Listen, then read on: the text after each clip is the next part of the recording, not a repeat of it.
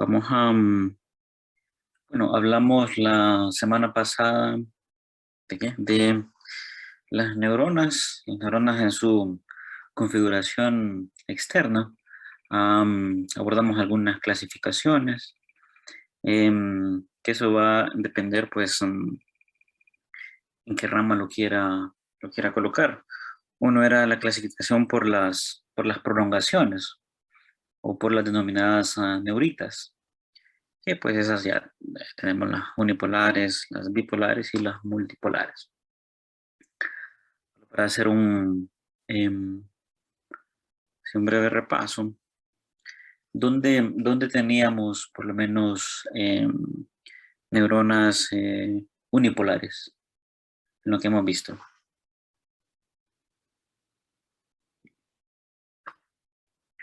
¿Se recuerdan de las unipolares que solo tienen una neurita? En el ojo creo que en la retina. Si En la no mal no retina. Ujú, esa es una. Y recuerdan del proceso de neurohistogénesis, aquel neuroblasto unipolar, era otra forma en donde podía presentarse. Son escasos los ejemplos de ella, pero esos lugares son los que puede usted enumerar. Y las bipolares, a dónde tenemos? En el oído interno, Ajá, se una. ¿Y qué otro lugar?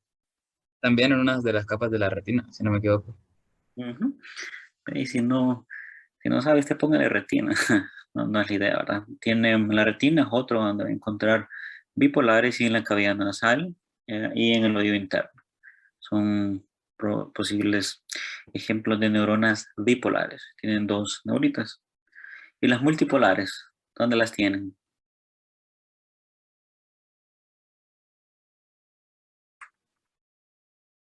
Un ejemplo de multipolaridad.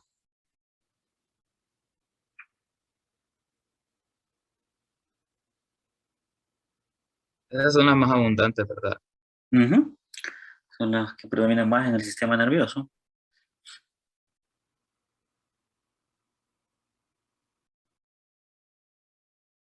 Corteza cerebral está lleno de eso.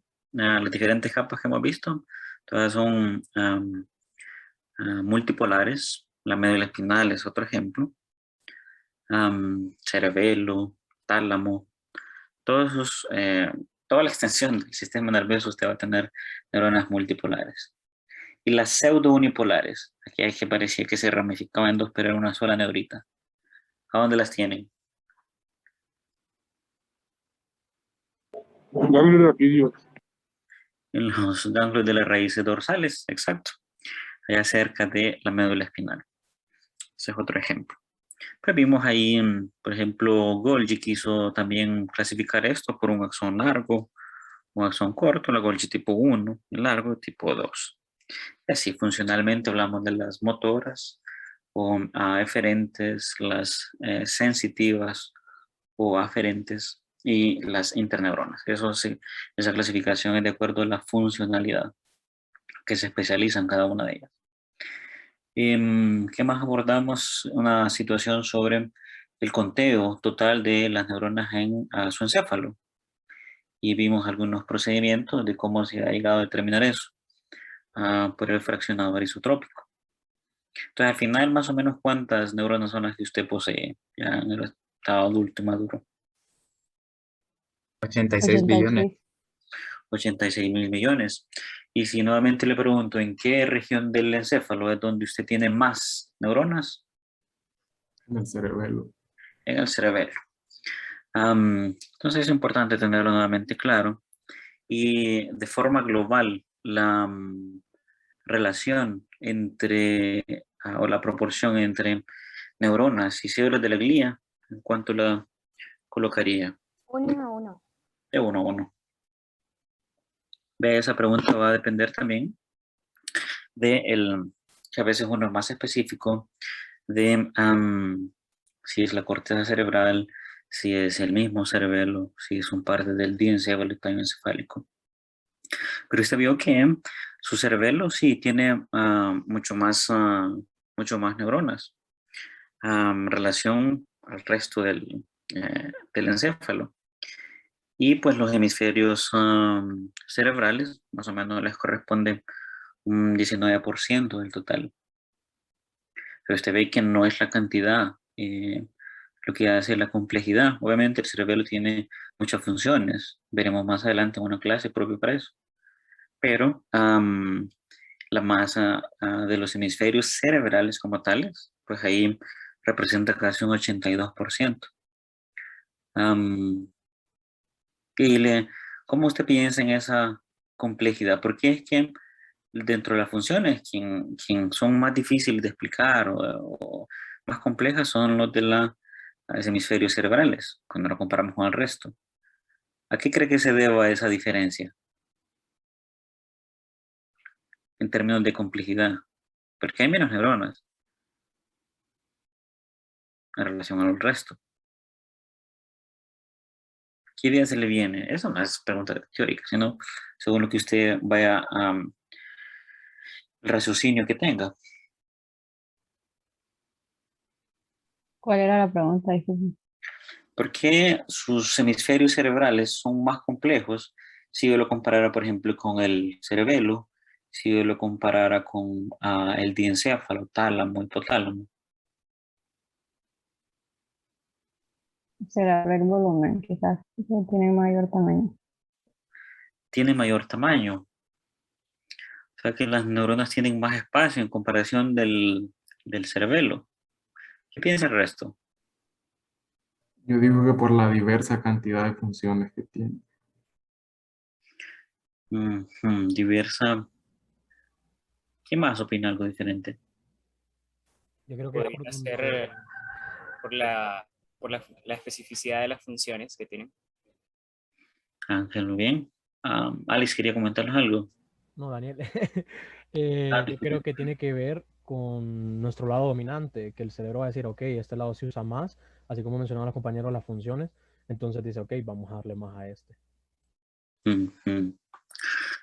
Vean que es bien difícil esa respuesta. Yo lo que quiero es hacerlos un poco más críticos en cuanto a, bueno, si mi cerebelo representa el 80% de las neuronas que yo tengo en mi encéfalo, pero si yo separo el cerebelo del resto, él cumple con su función de control motor. Por ejemplo, si usted quiere escribir bien, si usted quiere pasar, si, ser bien simétrico, llegar de un punto a otro, si usted quiere medir algo específicamente, yo le coloco a trazar del punto A al punto B, se utiliza eso. Para eso le sirve más su cerebelo. Pero cuando nos vamos a los hemisferios, que solo me representan pues, un 19%, 19 a 80 de neuronas. Ahí, pues sí, tiene más espacio, pero no es que tenga más espacio, sino es que tal vez la funcionalidad que tiene cada una de las neuronas que se encuentran en la corteza cerebral, am, esa, se acuerda que hablando de filogenia, que una parte en la evolución era darle especificidad a un grupo de neuronas. Entonces cada una se fue especificando en algo y al final esa gran diversidad es la que contribuye a esa complejidad. Cuando vamos a evaluar el cerebelo, pues ellas son meramente motoras y células inhibitorias. Esa es otra clasificación que podemos hacer de las neuronas, unas excitatorias y otras inhibitorias. Pues el cerebelo es más inhibitor. Es como algo que me controla una ejecución adecuada del movimiento. Obviamente ahora ya por los estudios se sabe que participa en cognición, pero no tanto como los hemisferios. En los hemisferios, si usted tiene más volumen, pero tiene menos neuronas, ahí un punto se le atribuye a la diversidad de las células, de las neuronas que usted tiene y a la función que tiene cada una de ellas. Cuando se integran en una red, eso hace lo más complejo. Por eso no siempre tener más cantidad es como que es sinónimo de mejor rendimiento. En este caso es la efectividad que va a llegar también a tener cada una de las conexiones que pueden desarrollar estas múltiples neuronas que se dedican a múltiples funciones. O sea, si me explico un poco. Ahí más o menos, por ahí no hay una respuesta de cierto o correcto en ese sentido, pero sí se puede hacer hipótesis en ese nivel. Nosotros podríamos comparar conectividad de una neurona del hemisferio cerebrales con otra de Purkinje que está en el cerebelo. ¿Se recuerda las de Purkinje? Altamente arborizadas. pero siguen teniendo esa misma función de una situación más inhibitoria. Aquellas otras pueden cumplir tanto funciones inhibitorias como excitatorias. ¿Cómo controlar cada una de esas neuronas? Es difícil. Depende de todos esos mecanismos internos que ya tienen para poder responder a algo.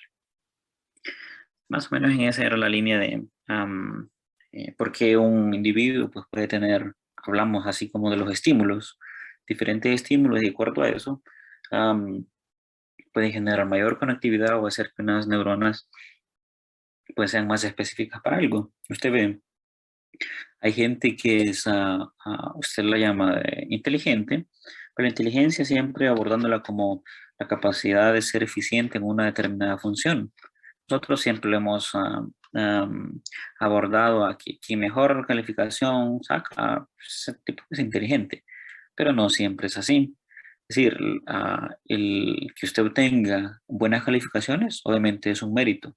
Que me quiere decir que usted tiene una disciplina de estudio, es organizado, le interesa la temática, o puede ser que sí en todas las clases, pues usted es bueno en esa área. Hay gente que es bueno para estudiar, pero para otras cosas prácticas no es tan bueno.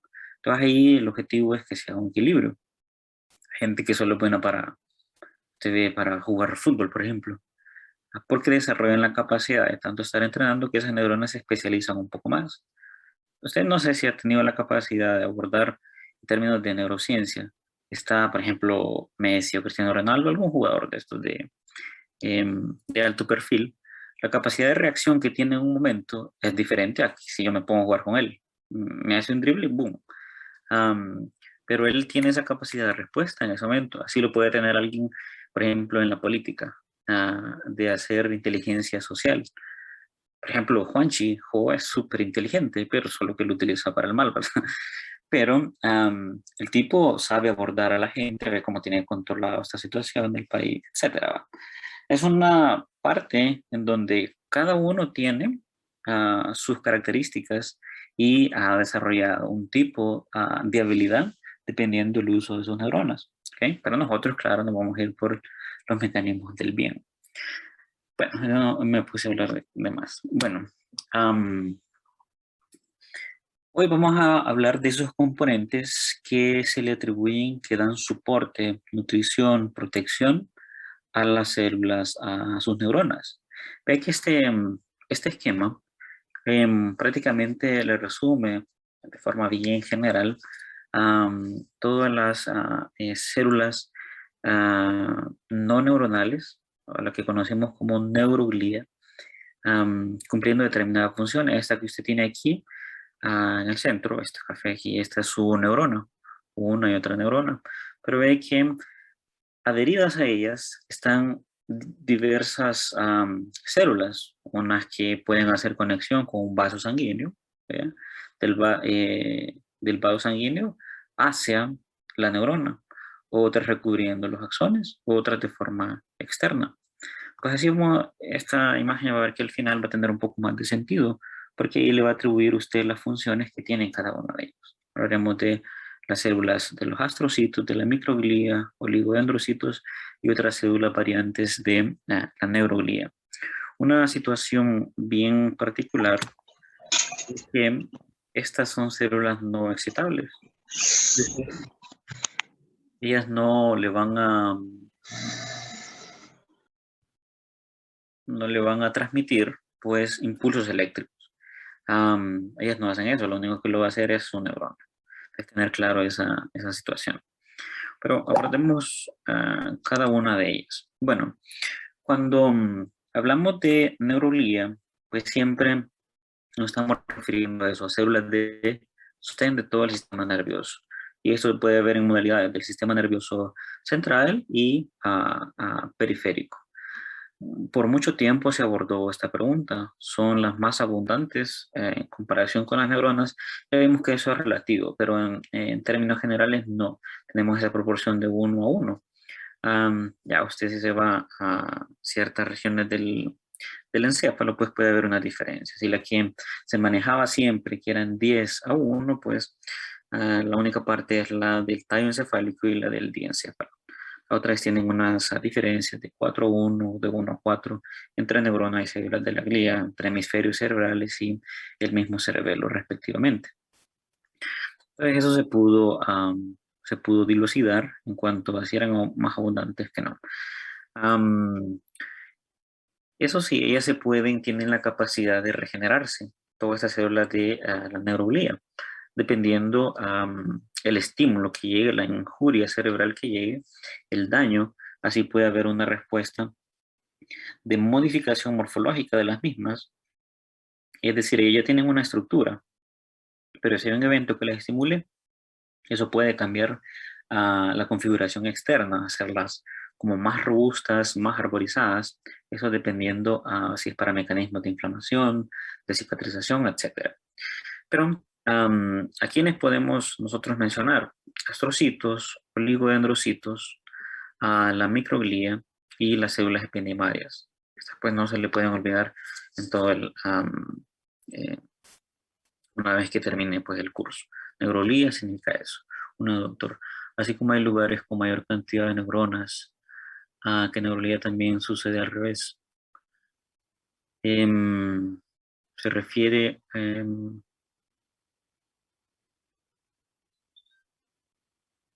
decir, tener más neuroglía que neuronas. Entiendo esa es su pregunta, las proporciones. Pues mire, nosotros, según lo que han reportado ciertos estudios, pues teníamos esa diferenciación, que si nos vamos a los hemisferios cerebrales, por ejemplo, ahí sí tenemos más glías que a neuronas, y la proporción es de 4 a 1.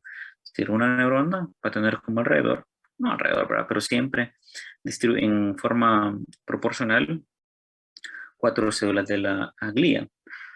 ¿Cuál es de la glía? Eso es indiferente. Pueden ser astrocitos, puede ser un oligodendrocito, etc.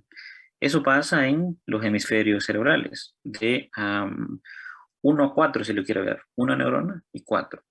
Sería el contrario allá en el cerebelo, que este tiene 4 neuronas y una glía.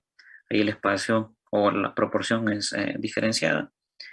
Pero ya, por ejemplo, en el tallo encefálico, en el diencéfalo, ahí sí hay más abundancia de células gliales en la proporción aproximadamente de 10 para una neurona.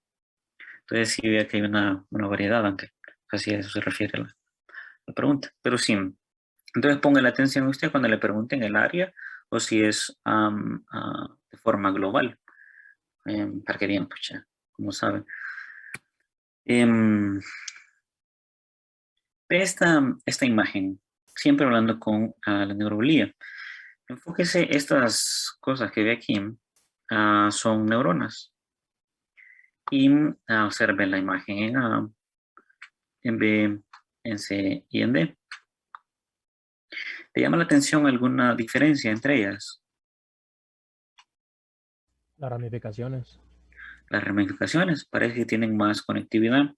Pues vean, esto es un ejemplo de cultura neuronal, lo que nos había explicado Judith, pero nosotros tenemos por lo menos los que hacen este tipo de actividades, tienen cómo controlar el medio externo, el medio donde ellos se encuentran.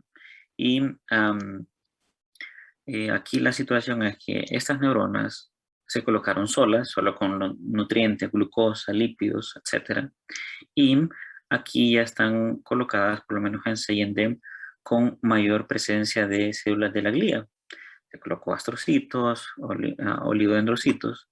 Entonces vea cómo la neurona sí puede sobrevivir, pero va a ser un poco más deficiente en cuanto a su trabajo. ¿Qué conclusión le da esto?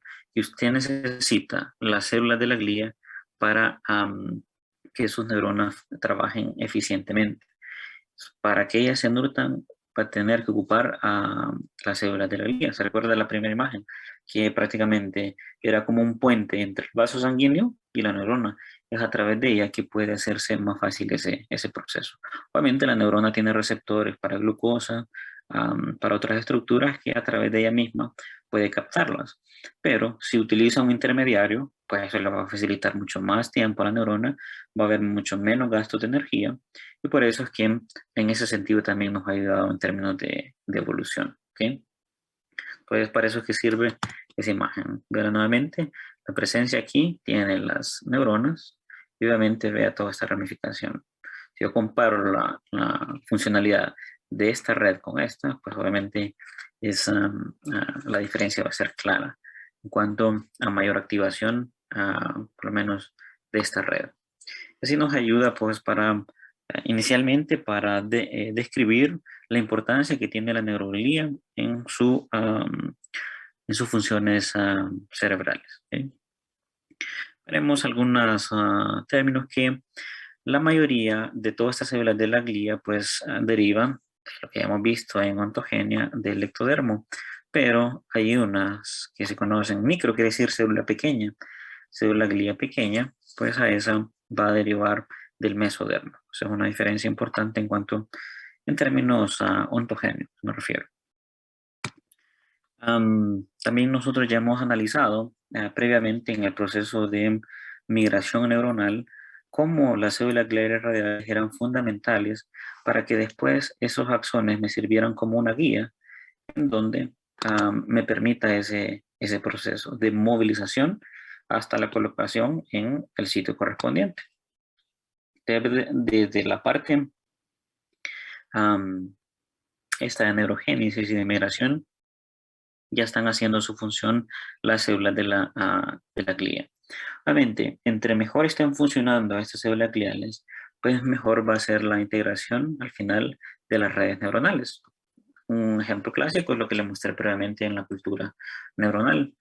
Ahora se les atribuye también funciones en cuanto al tono vascular. ¿A qué me refiero con el tono? El tono es la capacidad de contracción. Se ha visto que estas células, como se conectan directamente con el endotelio, con las células que recubren un vaso sanguíneo, un capilar, ellos pueden modular si hacer vasoconstricción, vasodilatación. Por eso se le atribuye esta función también a las células de la glía. Posteriormente vamos a ir viendo y detallando cada una de las células con su función. Ahorita lo estoy haciendo de una forma bien genérica. Obviamente hay algunos antecedentes, algunas personas que ameritan una mención en cuanto a los estudios que realizaron a la descripción de estas células de la glía. Uno de los principales investigadores pues, fue el doctor Rudolf Virchow. Él pues era alemán y de aquel tiempo, en 1859, fue un patólogo, es decir, un especialista solo para enfermedades. Y comenzó a observar que habían unas células que se le adherían a las células nerviosas, es decir, a las neuronas. Y a esas células, pues allá en alemán, pues allá les decía como Neverkit. Y eso significaba como pegamento, o el mismo término de glía. Glía significa unión, cola o pegamento. Entonces eran células que estaban adheridas a las neuronas. Entonces por eso desde ahí viene el nombre de glía. Nervenkit, que era el nombre alemán que le daba él, ¿verdad? Pero significaba como, la traducción literal era como el cemento de un nervio. Y pues se fue afinando esa traducción y al final solo fue un soporte de adhesión hacia las mismas neuronas, pero comenzó él a 14 horas. hacer esas descripciones. Después vino pues ya el conocido doctor Santiago. Obviamente él, vea que siempre aparece serio, bien bravo. Creo que era bravo el señor, pero igual hizo, aparte de lo que ya mencionamos de la teoría neuronal, pues fue también que comenzó a describir las células gliales. Decía, pues estas cosas siempre van a andar al lado de las células nerviosas. Y él comenzó a diferenciarlas, que habían unas más arborizadas que parecían estrellas, a las que le denominó astrocitos. Hay unas que solo se observaban en los axones, Ahí pues lo fue denominando, ya iba describiendo los oligodendrocitos y hacía unas células aisladas que se activaban mucho cuando había procesos infecciosos, que eran las células de la microglía. Entonces él ya comenzó esa función de diferenciarlas. Habían diversas, no sabía exactamente, ¿verdad?, que a aquel tiempo a qué se dedicaban, pero sí ya estaban presentes y descritas. Aquí hay como una línea del tiempo de los principales exponentes en cuanto a aportes en cuanto a la neuroglía. Pues ya hablamos del Dr. Virchow. Daters fue un científico que por lo menos comenzó a razonar que estas células de la microglía no tenían axón.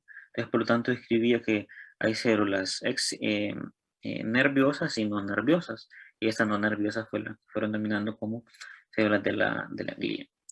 El doctor Golgi pues también hizo con sus tinciones, por lo menos diferencias, unas que marcaban solo neuronas y otras que comenzaron a diferenciarse para diferenciar las que no eran neuronas.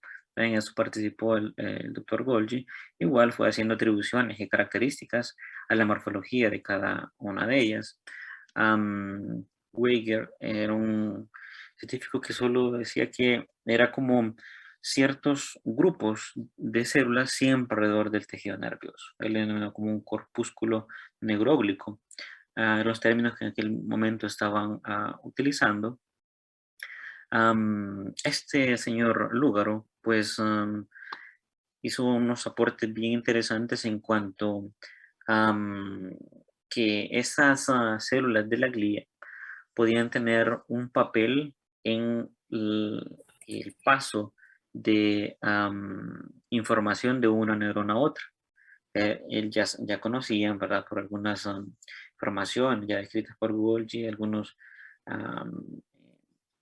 conocimientos que se tenían de los estudios de Cajal, pues que para conectar la transmisión de un impulso de una neurona a otra, tenía que haber alguien que le ayudara. Y donde mencionaba Lúgaro esa captación de las sustancias químicas para favorecer ese paso de comunicación, es decir, de los neurotransmisores. Pues vino pues ya más concretamente y oficial el doctor Cajal y del Río Ortega. Él fue pues otro español que fue discípulo del doctor Santiago. Entonces él se dedicó más a describir las células de la microglía.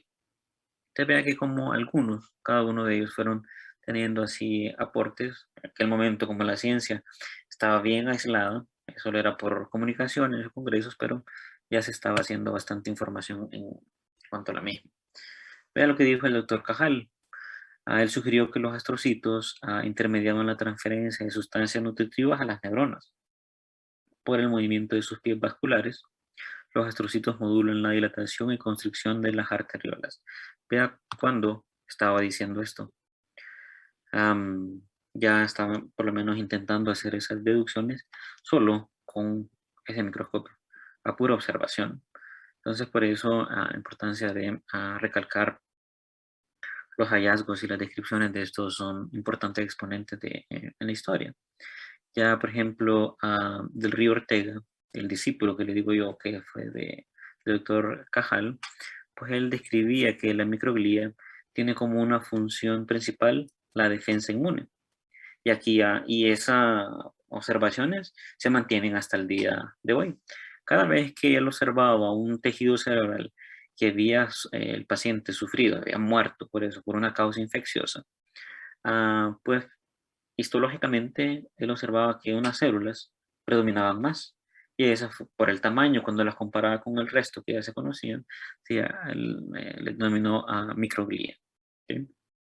Entonces ya ahí fue haciendo, atribuyéndole más funciones de que realizaban una limpieza de esto a través de un mecanismo de fagocitosis. Fago es comer, tragar algo, englobar algo. Entonces hacían lisis y intentaban eliminar lo que era extraño o ajeno al mismo sistema nervioso. Y eran más activadas en esos procesos. ¿Vea? Estoy hablando de 1932. ¿Sí? Mucho tiempo atrás. Nuevamente le recalco la diferencia según su origen embriológica de que la microglía es de origen mesodermal y el resto, si podemos clasificarlas como macroglías, me estoy refiriendo a astrocitos y oligodendrocitos, que son de origen ectodermal. ¿Okay? Pero ¿cuáles son los ejemplos clásicos de esto en las partes del sistema nervioso? Veo uno que es a nivel periférico y otro que es a nivel central. Vamos a ir describiendo. Ya hablamos de la microglía, hablamos de células ependimarias, de los astrocitos y los oligodendrocitos. Es lo que usted va a escuchar siempre. Pero ya a nivel periférico tenemos algunas células que se conocen como células satélite. Me refiero a cada una de estas, está aquí. Y algunas células de Schwann, que esas son las que van a estar recubriendo ese axón que está allá al fondo. La célula de Schwann es propiamente esta. Que hablaremos en detalle mañana en la parte de mielinización, pero ya usted lo va clasificando como una célula de la glía del sistema nervioso periférico. Nuevamente, es importante que haga esa diferencia. ¿Cuáles son las células gliales del sistema nervioso central? Astrocitos, oligodendrocitos, microglía, células ependimarias. Y las células gliales a nivel del sistema nervioso periférico, bueno, ya hablamos de las de Schwann, hablamos de las satélites, tienen también este sinónimo, ya verá por qué, y hay unas células específicas que se conocen como de Müller. Esto es por el epónimo de quien lo describió en aquel momento. Pero veamos algunas, por ejemplo estas, 1851.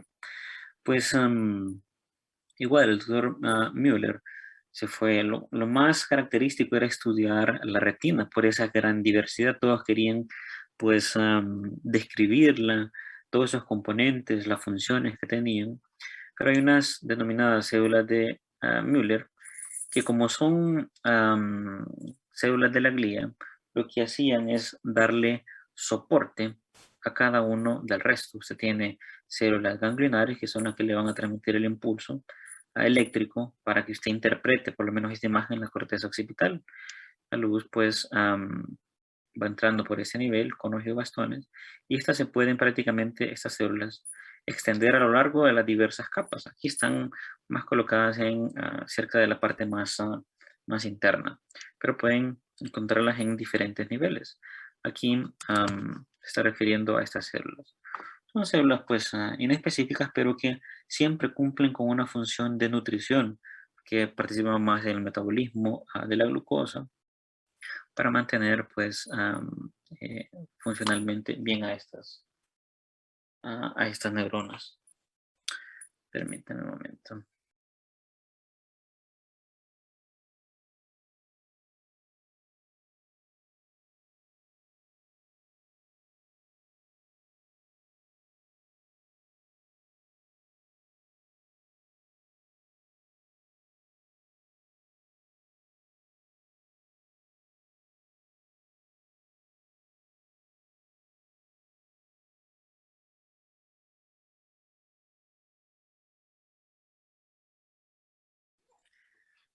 Muy bien. Entonces les hablaba de las células de Müller.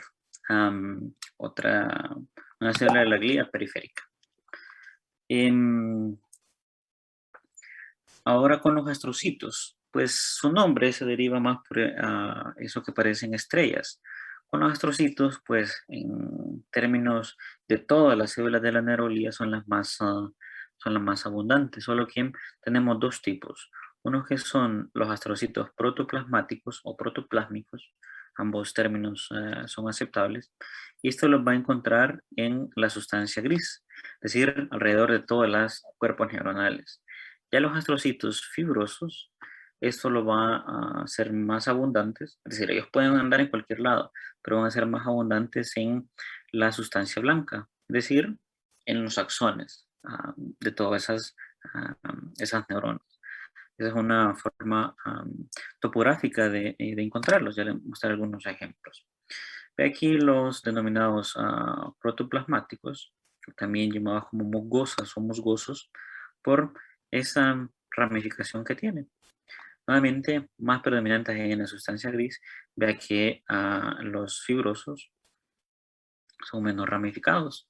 Y eso encontrándolos ahí cerca de em, las fibras de sustancia blanca, los axones. Estos son algunos esquemas aquí de los que hacían, por lo menos Santiago Ramón y Cajal, el vaso sanguíneo y cómo esas estructuras, esas prolongaciones de los astrocitos alcanzaban esos vasos. Ya de ahí estaban deduciendo a esa función del tono vascular. Y de que las prolongaciones son múltiples. Fácilmente se suele colocar a esto aquí, dice, pues también parece neurona, pero a nivel histológico usted lo puede diferenciar por los marcadores. Yo puedo colocarle histológicamente una sustancia química solo para que me diferencie neurona y otro solo para que me diferencie glía. No es que marca todo así revuelto. Ya son procesos más específicos. Vea en esta imagen, esto que ve aquí es sucio de la placa. Todo esto es sucio, pero ve al fondo, por lo menos esto aquí. Como yo ya sé que estoy haciendo una tinción para astrocitos, pues lo que me toca es diferenciar. Obviamente hay áreas donde son obtenidas estas muestras y se corteja cerebral. Y lo más abundante es que va a encontrar astrocitos protoplasmáticos. Y tienen esa configuración de mayores ramificaciones, ya que todo eso se puede adherir a ciertos vasos o estar conectado a diferentes neuronas, una sola. ¿Sí? Vea un astrocito fibroso, si lo compara, pues es menos ramificado, tendría que tener un poco de mayor aumento, mayor zoom, pero la diferencia pues es notable. Esquemáticamente, pues sí, muy fácil de diferenciar. Un protoplásmico o protoplasmático y un fibroso. Si usted tiene esa imagen ahí, ¿usted cuál diría que es el protoplasmático y cuál es el fibroso? Ya le estoy diciendo que es una tinción de glía. El izquierdo yo diría que es el fibroso y Ujú. el derecho el protoplasmático. Exacto. Ve qué abundante es esto aquí. Obviamente, ¿por qué es que tienen esa configuración? Gracias. ¿Por qué es que tienen esa configuración? Pues ahí tiene, como por decirlo así, a quién alimentar más. Tiene más neuronas, tiene que tener más conexiones, más pies, más prolongaciones para suplir esa función. El otro, pues, es menos, aunque también depende de la región, pero morfológicamente por lo menos es fácil distinguirlos en cuanto a esos dos tipos de trocitos. ¿Qué otras funciones le podemos atribuir a estas células de la glía, que son las más abundantes? Bueno, uno es que nos ayuda en el balance o equilibrio iónico. Es decir, usted en su medio externo, todo esto acá, usted va a tener sodio, potasio, cloro, y eso va a tener que llegar a un equilibrio. Quien ayuda a hacer ese equilibrio en el medio externo e interno son los mismos astrocitos. Aquí tal vez el término no es el más adecuado, ¿verdad? Como depredadores, sino que forman como un equilibrio en ese proceso.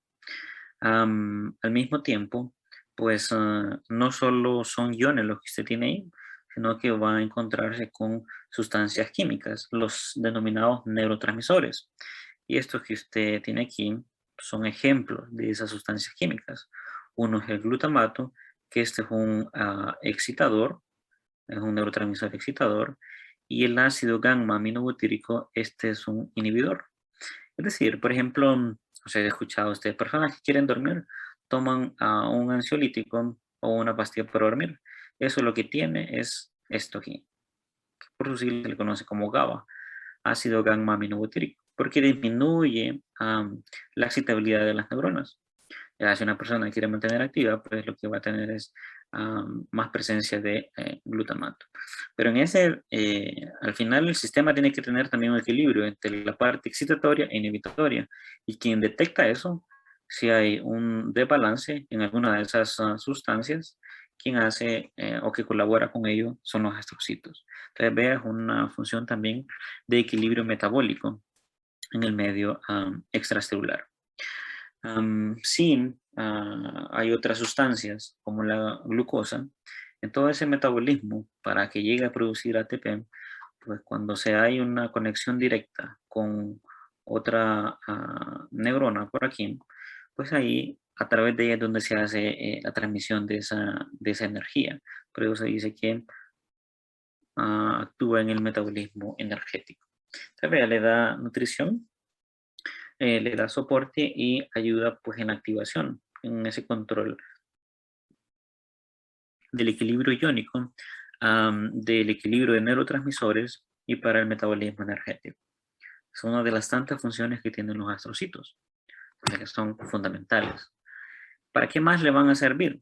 Pues mire, cuando un individuo tiene un trauma cráneoencefálico, pero un trauma cráneoencefálico importante, es decir, un golpe en la cabeza, pero que ha causado lesión de la masa encefálica o ha tenido un evento vascular cerebral, a eso me refiero con un derrame, sea isquémico o sea hemorrágico.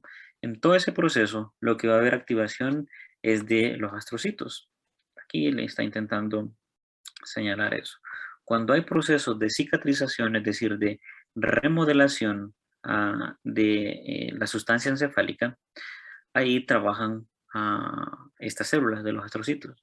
Es decir, no van a llegar así como en la piel, ¿verdad? Usted se cortó y se quedó una cicatriz y está funcional la piel, ¿verdad? Usted percibe, tal vez no le va a salir vello ahí o pelos por la cicatriz, pero a nivel encefálico es diferente. Ellos ayudan a intentar reparar, solo que no lo consiguen.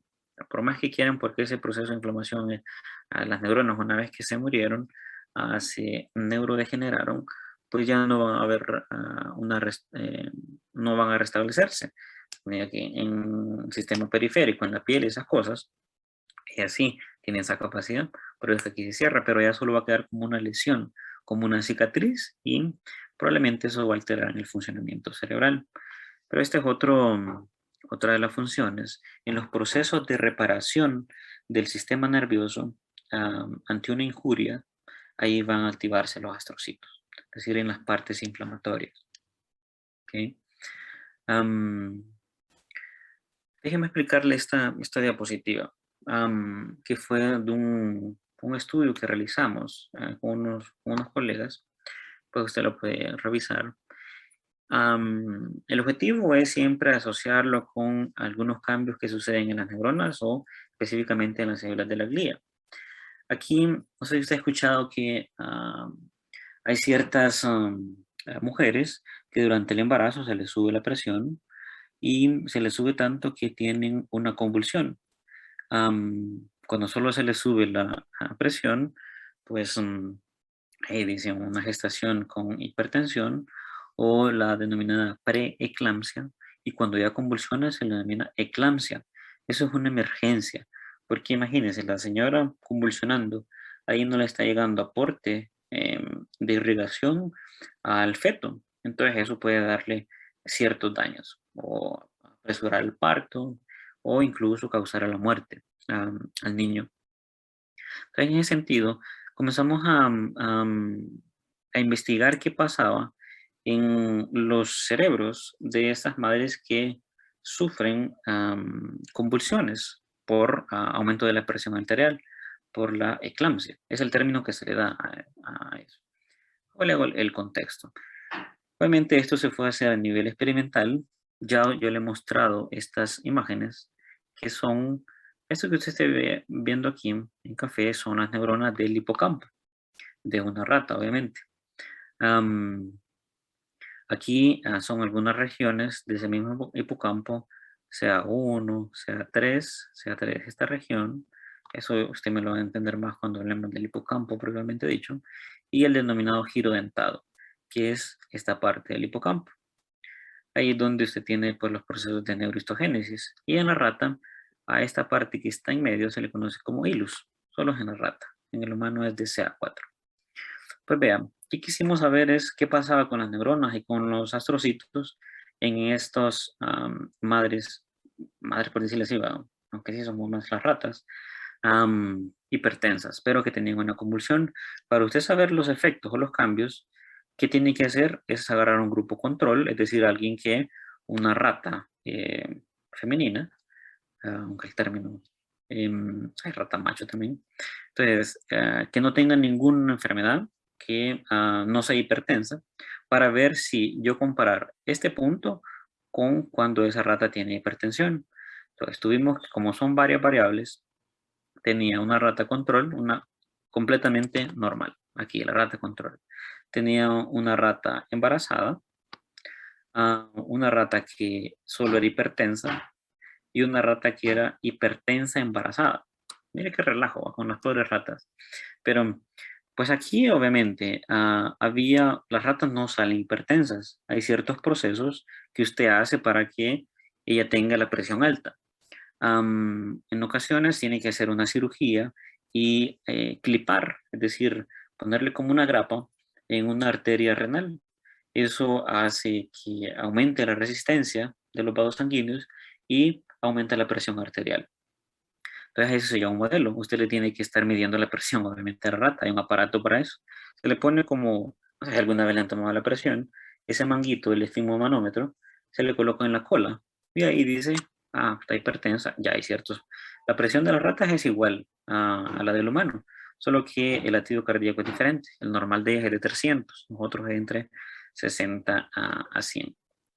Teniendo esos parámetros. Entonces, una vez que se hizo hipertensa esa rata y se comprobó, pues después había que hacer que se embarazara. Ahí es donde vino el gran problema, ¿verdad? Porque estas ratas a medida que son hipertensas se ponen también agresivas. Había que ponerle una rata macho y que hiciera su trabajo.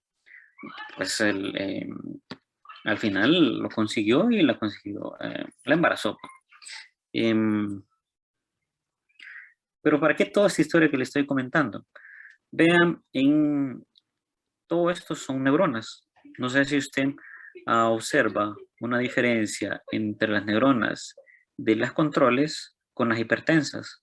¿Qué cree que pasa con esas? Sí, todas estas son neuronas. ¿Qué observa usted, por lo menos aquí, en esta región de CA1?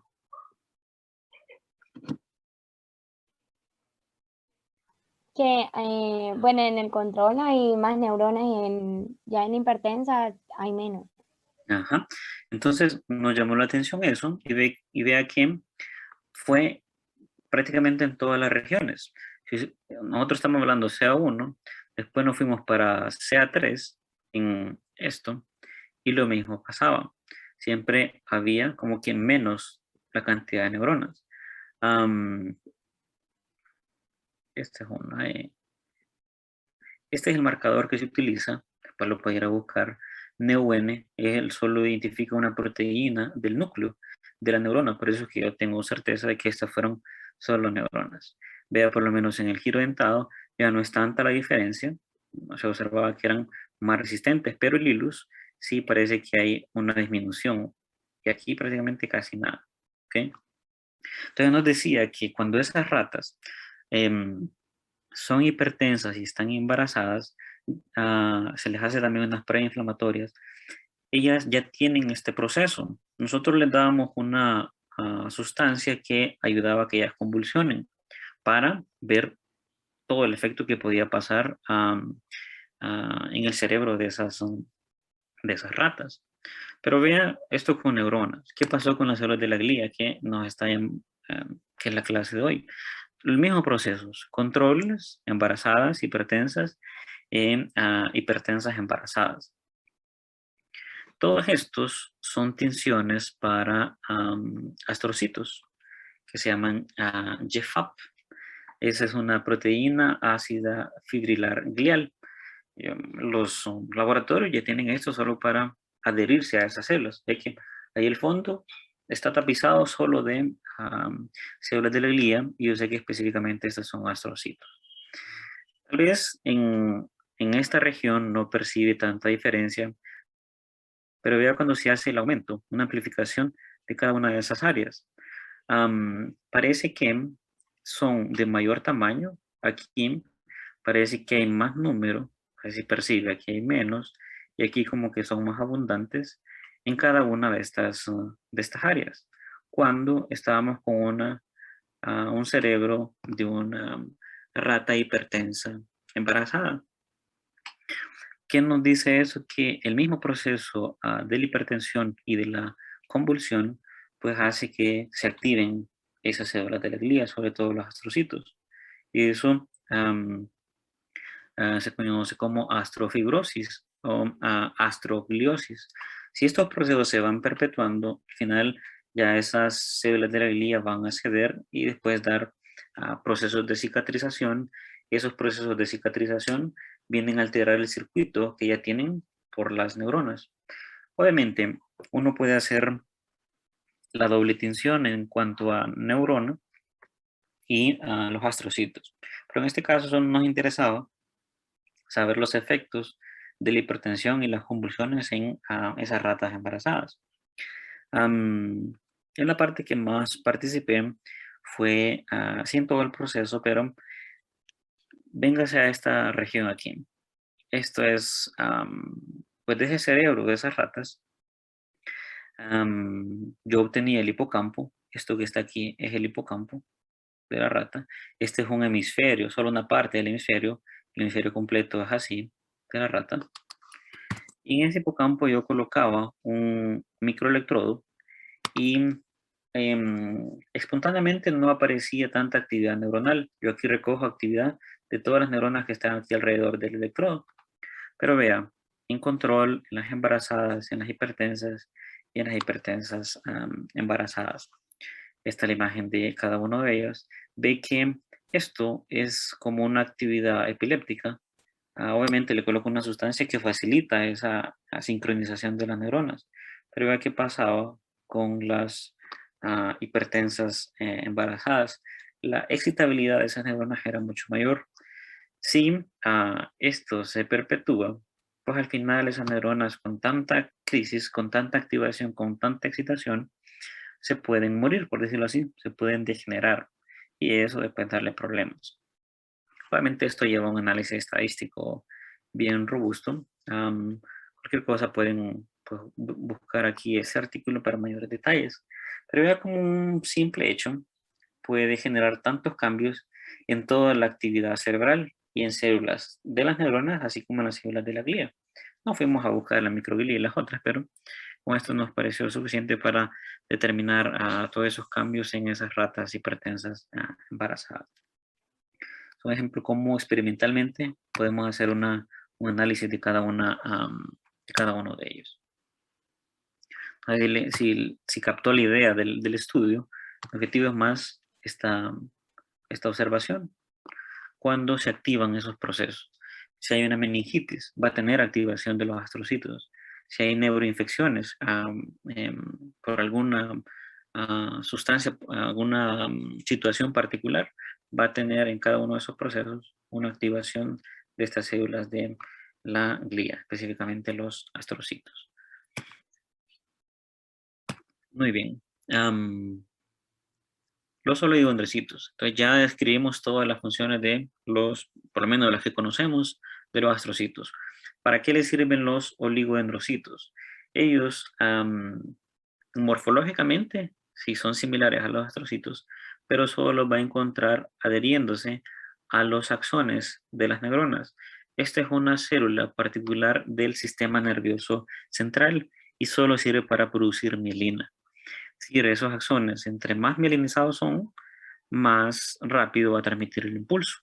A medida que usted fue creciendo, esas células se fueron activando un poco más, es decir, se fueron desarrollando. Por eso usted inicialmente solo gateaba, después caminó, después corrió, después saltó.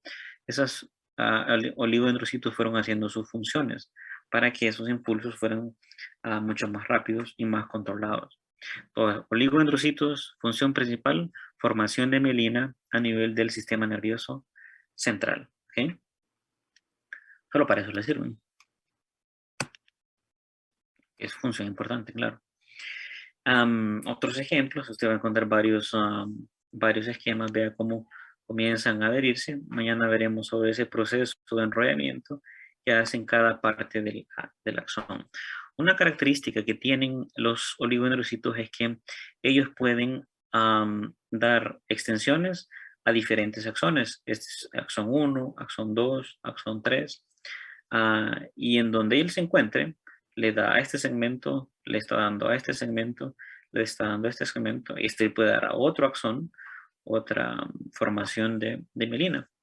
A todo lo que están alrededor, ahí, cómo él se ordena en ese sentido, pues solo él sabe, pero por lo menos está mielinizado. La función de la neurona aquí, pues va a ser de pasar el impulso por acá, mientras esté todo este segmento obviamente va a estar mielinizado. Disculpe lo que quemaba, pero aquí va a pasar ese impulso rápidamente. Y en el sistema nervioso central, siempre por la función de su oligodendrocito. Estas imágenes que ve aquí al fondo, usted va a decir, eso parece un astrocito. Y no sé si es astrocito fibroso o protoplasmático. Pues comparativamente, las microglía sí son células de menor tamaño, pero que se van a activar únicamente también en procesos infecciosos. ¿Cómo diferenciarlo de los astrocitos? Por el tamaño. Estas son sumamente pequeñas comparativamente. Estas células de la microglía, cuando están en reposo, es decir, así como usted está ahorita, se les denominan no activadas y tienen más o menos esta estructura esquemáticamente. Cuando hay un daño cerebral donde necesita alguna defensa inmunológica, usted le da una gripe, usted activa mecanismos de defensa. Cuando llega una infección en el sistema nervioso, pues ahí se activan estas células de la microglía y vea la conformación cómo cambia. De esto ser como ramificado, se transforma a algo ameboide. ¿Por qué? Porque el objetivo es ir a fagocitar esas estructuras que están causando pues algún daño en el sistema. Obviamente ya puede retornar una vez que ya está en reposo, que ya hizo el proceso de digestión enzimática de esas sustancias, de esos antígenos, a su estado no activado. Y está en ese juego. Obviamente la mayoría del tiempo pasa de forma no activada, porque el sistema nervioso tiene sus mecanismos de control para aislarse del medio externo, es decir, del sistema de circulación, y así no mezclar si no estén activándose a cada rato. Pero cuando hay un mecanismo, ahí va a dar este proceso, ¿sí? Entonces, una característica que tienen esas células de la microglía. Veo otro ejemplo. Hay unos ciertos cambios en el citoplasma de estas células que las hacen más ensanchadas hasta que pues forman ese proceso de fagocitosis. Y lo eliminan y nuevamente vuelve a ese proceso. ¿Okay? Entonces son sumamente importantes en los mecanismos de defensa. No siempre se activan, pero ahí están por cualquier cosa, en cualquier alteración. Células ependimarias.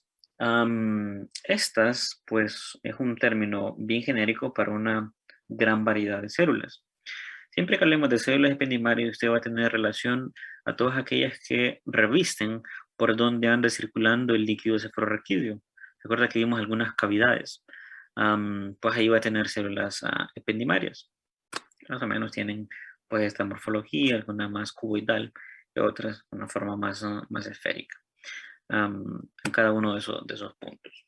Pero si estas son más generales, las células ependimarias, nosotros las podemos ir, o la gente, los neuroanatomistas han ido como, o los histólogos, intentando subclasificarlas.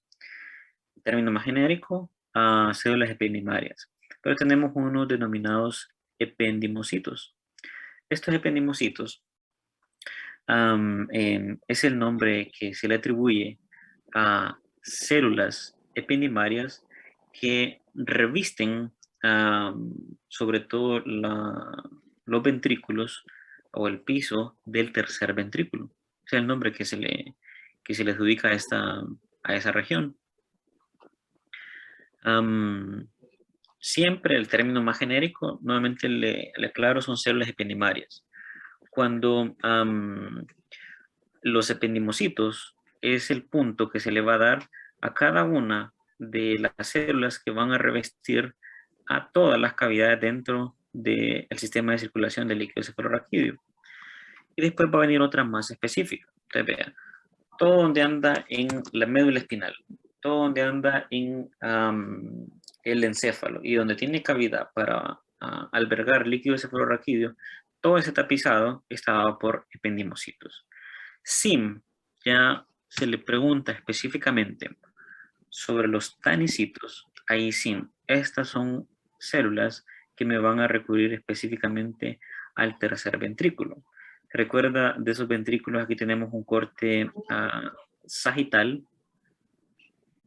Tenemos un corte sagital de los hemisferios, aquí. Esta es la región más anterior. Aquí teníamos el tálamo. Y entre eso va a haber una cavidad. Y a ese piso del tercer ventrículo, ahí a esas células que son, vea cómo viene la línea, son células ependimarias. Pero después, las que recubren todas las cavidades se conocen como ependimocitos. Pero las que las encuentra específicamente en el piso del tercer ventrículo, se les conoce como tanicitos. No sé si le queda claro esa. Obviamente, si yo le preguntara cómo se le denominan a las células ependimarias que revisten el tercer ventrículo, usted me tiene que decir tanicitos. Doctor, pero usted también dijo ependimocitos, pero para eso estamos haciendo la aclaración, ¿ok? Ependimocitos son todas las cavidades recubiertas en todo su sistema nervioso, o sea, ya en la médula espinal o en el encéfalo. Pero ya el del tercer ventrículo, tanicitos. ¿Okay? Muy bien. Células epiteliales coroideas. ¿A qué me refiero con estas? Son otro subtipo de células ependimarias que van a formar los denominados plexos coroideos. Plexo es un conjunto de estructuras convergentes que en este caso nos van a servir para formar líquido cefalorraquídeo. Usted tiene su sangre, pasa por estas células y ahí se ultrafiltran y de ahí viene la formación del líquido cefalorraquídeo. A veces les conoce como células epiteliales coroideas. Un poco ahí uso la nomenclatura, pero es el término que se le ha llegado. Células epiteliales coroideas, usted se va a acordar de los plexos coroideos. Siempre estas células epiteliales coroideas pues, van a tener siempre una mayor presencia de prolongaciones, como algunos cilios. Obviamente ellos van a venir a pasar y van a penetrar estos espacios, y esos espacios donde se ultrafiltran y ya después andan, aquí son células nerviosas, ¿verdad? Este sistema nervioso central. Aquí donde están las cavidades que serían los ventrículos, cada uno de ellos, el ventrículo lateral, tercero, cuarto, etcétera, o en la misma médula, para darle irrigación y nutrientes a eso. El mismo líquido cefalorraquídeo, tendremos una clase, pero lleva aportes de glucosa, de solutos, de lípidos, de proteínas. ¿Okay? Aquí una imagen, un corte coronal, de donde están las cavidades de algunos de estos ventrículos, y esto que ve aquí, esos son sus plexos coroideos. En cada cavidad, en cada ventrículo, usted tiene plexo coroideo. Y ahí es donde, nuevamente, viene la sangre, va a hacer presión sobre estas células que están bien unidas, pero siempre hay permiten el paso de un lado a otro. Y aquí es donde se va a formar el líquido cefalorraquídeo, ¿okay? Por esa filtración, por esas células epiteliales coroideas. Prácticamente serían todas estas de aquí. ¿Okay? Con ese tejido aquí circundante. Solo sirven para esa estructura. Las células de Schwann ya tiene que ir pensando usted en sistema nervioso periférico. Son como el análogo de el oligodendrocito allá en el sistema nervioso central. Célula de Schwann solo le sirve para formar mielina, pero en el sistema nervioso periférico. Mañana hablaremos de este proceso de mielinización. ¿Okay? ¿Cuál es una diferencia particular? Se recuerda que el oligodendrocito daba ramificaciones para varias axones. La célula de Schwann es única. Esta es una, esta es otra, esta es otra. Solo va a formar mielina en un segmento del axón de esas neuronas. Hay diferencias importantes en esos dos. Otro ejemplo de una célula de Schwann, aquí tiene el axón. Esta célula de Schwann obviamente tiene su núcleo y después va a comenzar un proceso de estarse enrollando y enrollando hasta formar varias capas y tener un diámetro específico. ¿Okay? Pero eso lo abordaremos más adelante, solo para ir adelantando cómo es que hace ese proceso. Obviamente la encuentra en el sistema nervioso periférico. Otra célula de la glía del sistema nervioso periférico, las células satélites o capsulares. Usted va a tener, para que se ubiquen, un grupo de neuronas en los ganglios raíces de las, allá en la médula espinal, ganglios nerviosos dorsales de la médula espinal, esto que está al fondo en amarillo. Pero ve que está tapizada por una serie de células, pues a esas que se le conoce como células satélite o células capsulares, porque va a englobar todo eso, va a formar como una cápsula, como un gorro. Entonces ahí tienen la única función de darle sustento a cada una de las estructuras internas y de protección. Son las satélites o capsulares. Histológicamente, pues haciendo un corte, tiene la estructura nerviosa y aquí alrededor cada una de estas es una célula capsular o satélite. Siempre en el sistema nervioso. Al final le quedan unas, más o menos un resumen de esto de la neuroglía. Usted va a tener que separarlas en cada una de ellas y ver qué función realizan y a dónde se encuentran. Ya, por ejemplo, nosotros sabemos que hay ciertas células que producen mielina. Dos, el oligodendrocito y la célula de Schwann. Entonces, lo que vas a ver es que el oligodendrocito, sistema nervioso central, y la célula de Schwann periférico. El oligodendrocito, múltiples contactos, célula de Schwann es única. ¿Quién tiene propiedades fagocíticas? Bueno, únicamente las microglías. Quienes, ya en términos bien generales, las que son más maduras de estas glías, pues van a también servir en los procesos de migración neuronal. Los astrocitos, pues le van a servir para, uno, mantener el equilibrio iónico de sustancias químicas como los neurotransmisores en el metabolismo energético, en los procesos de defensa, inflamación y cicatrización. Vea que es sumamente multifuncional lo que denominamos de los astrocitos. ¿Okay? Importante es que todas estas células que les he mencionado no transmiten un impulso nervioso. Eso únicamente lo hacen sus neuronas. ¿Okay? Muy bien. ¿Alguna pregunta hasta el momento? ¿Estamos claros con esas funciones? Sí, todo bien. Muy bien. Quería que tal vez alguien voluntariamente nos hablara de este término, que es la denominada barrera hematoencefálica, para mañana. El concepto que es, quién lo integra, y yo poderles explicar algunas de estas partes, que son otros estudios siempre relacionados con ese término, de la barrera hematoencefálica. Yo lo voy a investigar, doctor. Perfecto, Daniel, le agradezco. Entonces, nos encontraremos mañana, igual a la 1:30, para continuar con la temática. Cualquier duda, igual lo podemos hacer mañana al iniciar. Me puede consultar ahí siempre por WhatsApp. Solo si me repite lo que sería y quién la funda, ¿verdad? ¿Quién lo acuña el término? Entonces, ¿qué es la barrera hematoencefálica? ¿Por qué está compuesta? ¿Quiénes son las células que la conforman? ¿Para qué nos sirve esa tal barrera hematoencefálica? Listo, listo. Perfecto, gracias. Bien, joven, entonces nos encontramos mañana.